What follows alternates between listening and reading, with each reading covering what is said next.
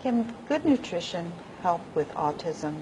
Yeah, autism is controversial, mainly because the CDC and the FDA and the American Academy of Pediatrics are stonewalling and trying to discredit the reality that it probably arose during the decade of the 90s when children were starting to get immunized with lots more vaccines. They were getting 2 or 3 times more vaccinations than earlier decades. Sometimes like 20 to 25 vaccines in their childhood. And most of those vaccines had mercury in them during the decade of the 90s. And so the autism spectrum disorder, that's autism and Asperger's, and it's a real nebulous thing. But that started peaking in the decade of the 90s. And right at the beginning of the 1990s, hepatitis B vaccines, all of which had mercury in during that decade, was started at birth.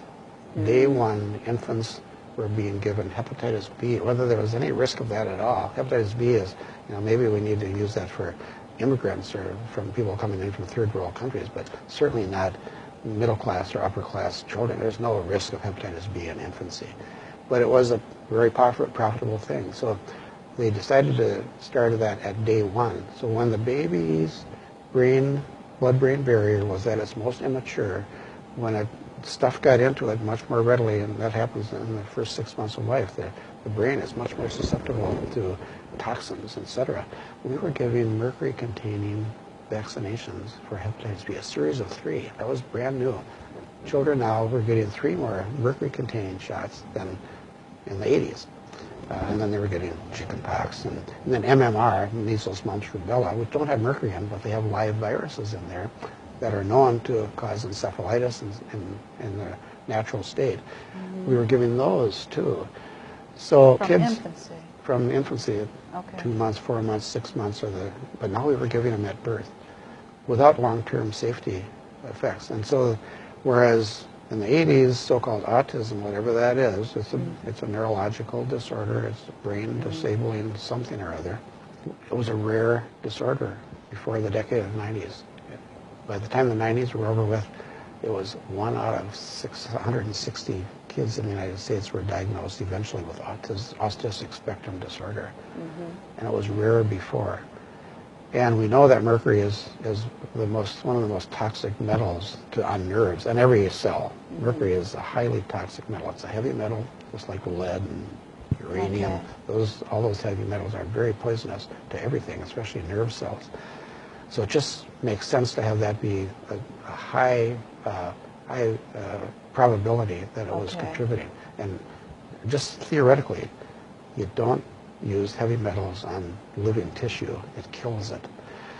The reason that mercury is in the vaccines in the first place is 70 or so years ago, they started using vaccinations, and they would have 10 doses in each vial. It's the most economical way is to have 1 vial, and you can give 10 kids shots from that 1 vial. Well, so you have to put a needle in there 10 times, so you have to have a rubber stopper. Even though you do an alcohol swab on it, it doesn't kill all the germs. So they needed to have something toxic that would kill bacteria in there, a preservative. So they chose mercury, which was cheap. And there's not a lot in there, but there's no safe level of mercury. There's no safe level of lead. There's no safe level of heavy metals. Any is toxic. But because it's a heavy metal, it precipitates to the bottom of the vial. So it says on the bottle, shake well before using. They call it thimerosal, by the way. Kind of a euphemism for a very poisonous substance, thimerosal. It's a nice sounding name, but it's mercury. Shake well before using. Well, how many times do we not shake well before using, before drawing or shake it and then set for 10 minutes and then draw the vaccine out? And so maybe that 10th baby would get a massive dose. Or maybe if you didn't shake it well and then the needle went way to the bottom, that baby would get a massive dose of mercury. Maybe that's the kid that gets the adverse effect, the brain damaging effect from that vaccine. Well, once that damage is caused, nutrition supplements, dead brain cells never regenerate. Most cells in our body have the capacity of making more of them, not the brain. Once you lose a brain cell, that brain cell, once it's dead, cannot regenerate. And so brain cells do not reproduce. And so once you kill one off from whatever the toxin is, it's a goner. Now, maybe there are certainly ways where maybe those cells that are still there maybe can form new pathways, but it's not certain. There's uncertainty there. So you shouldn't mess around with the brain. You shouldn't mess around with Mother Nature in the first place, but especially the brain, because brain cells do not replicate themselves.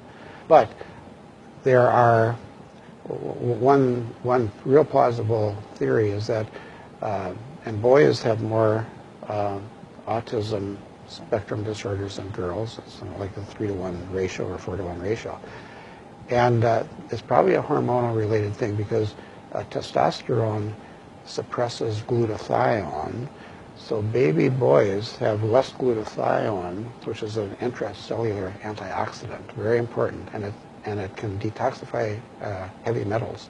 So glutathione, you can get to those kids early by enhancing the glutathione content. And I back up here. So the glutathione deficiency in baby boys makes the mercury exposure more poisonous to them than girls. Estrogen apparently enhances glutathione, or at least it doesn't deplete it. But so these baby boys, because of the testosterone, may be depleted in glutathione, and glutathione is a natural defense to heavy metals. And so that is a plausible theory to me that the lack of glutathione is probably one of the culprits, if not the major one, in detoxifying the mercury from the baby shots. I don't think there's no drug treatment for autism, although the Janssen's Risperdal got approval from the FDA as a treatment for autism. Autism, of course, eventually people with damaged brains are going to be different. They may be disruptive. So kids sometimes are disruptive and they get labeled with autism. Risperdal handles disruptiveness. It's not specific for autism. It's another brain damaging substance, and it's not going to be good long term, but at least it will help with the disruptive behaviors with bad long-term consequences. Okay, thank you, Dr. Kohls. You're welcome.